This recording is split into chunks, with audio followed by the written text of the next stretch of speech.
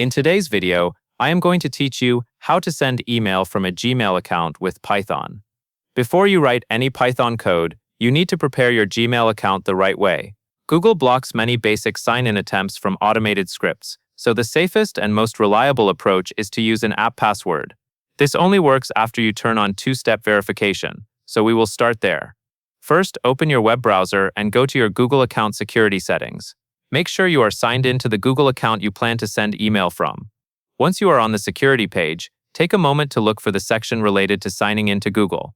This is where Google keeps the settings that control verification and safer access. Next, enable two-step verification. When you switch this on, Google will ask you to confirm your identity and choose an additional verification method, like a prompt on your phone or a verification code. Follow the on-screen instructions until two-step verification shows as enabled. This step is important because Google only allows app passwords for accounts that have two-step verification turned on. It is also an extra layer of protection for your account, especially when you are using it with external tools like Python scripts. After two-step verification is active, use the search bar on the security settings page and search for app passwords.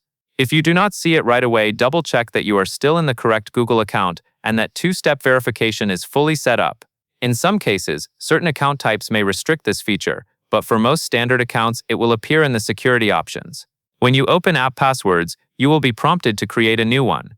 Enter a clear name so you remember what it is for, such as Python Mailer, then click Create. Google will generate a unique password specifically for your Python email script. Treat this password like a secret. Store it somewhere secure, and do not share it, because it can be used to access email sending on your behalf. Once you have generated that app password, you are ready to use it in your Python setup for sending mail through Gmail. That covers everything you need to know.